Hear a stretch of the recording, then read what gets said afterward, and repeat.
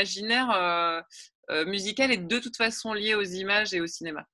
Enfin, mon idée, c'était de construire avec les chansons la narration du film et ce que pensaient ces jeunes femmes, ce qu'elles ressentaient, ce qu'elles avaient envie de faire. Plus, voilà, cette idée de sensation où là, on est à l'intérieur, en fait, on vit ce que vit la jeune fille avec elle. Je voulais que la chanson soit un geste naturel, que ce soit vraiment quelque chose d'hyper spontané chez elle et qu'elle chante presque comme elle respire.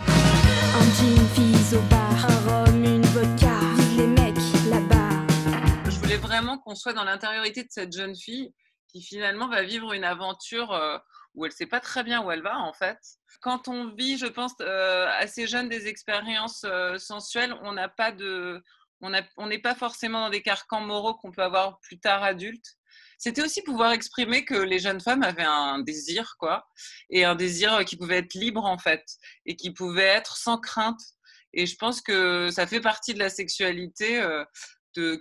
Voilà, que cette jeune fille, elle a une curiosité de tout ça. Le côté fantastique du film, c'est qu'à l'adolescence, en fait, on se transforme physiquement et je pense qu'on passe par des phases extrêmement étranges de rapport à son corps, de rapport à l'espace, etc. Ce que je me disais de cette expérience que j'ai eue, moi, ado, et que je voulais retranscrire, c'est que la nature sauvage autour de nous, elle est bienfaitrice, elle nous protège en fait. C'est pas un danger en fait. Elle parle aussi, elle envoie des signaux, elle participe des expériences qu'on est en train de vivre et c'est un personnage à part entière.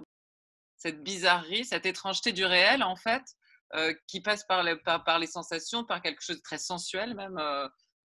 Finalement, les éléments autour de nous, on a un rapport ultra sensuel avec eux. C'est ce que j'adore d'ailleurs dans le cinéma de Bertrand Mandico, c'est un cinéma de sensations. Il y a aussi ça dans Charles Burns en fait, dans la bande dessinée. Quand je réécrivais le scénario, j'accompagnais en fait finalement chaque scène de références possibles. À la fois tous les teenage movies, parce qu'il s'agit vraiment d'un teenage movie, quoi. Et puis des années 80, puisque ça parlait des années 80, toute une part de la comédie musicale, donc soit c'était, alors il y en avait plein, mais il y avait surtout, je pense, dans les teenage movies, il y avait Cry Baby de John Waters, il y avait Grease. Bien sûr que dans les teen movies, finalement, il y a aussi Twin Peaks, hein. Et puis il y avait toute une imagerie aussi des clips des années 80. L'idée, c'est que comme j'avais pas de termes techniques pour pouvoir les exprimer, le mieux, c'était de montrer des images à mon assistante réelle, à mon chef-op, voilà, à ma script, en leur disant voilà en fait ce que je voudrais, vers quoi je voudrais tendre, ou ce que je voudrais obtenir. C'était pas simple du tout, mais en même temps c'était très excitant.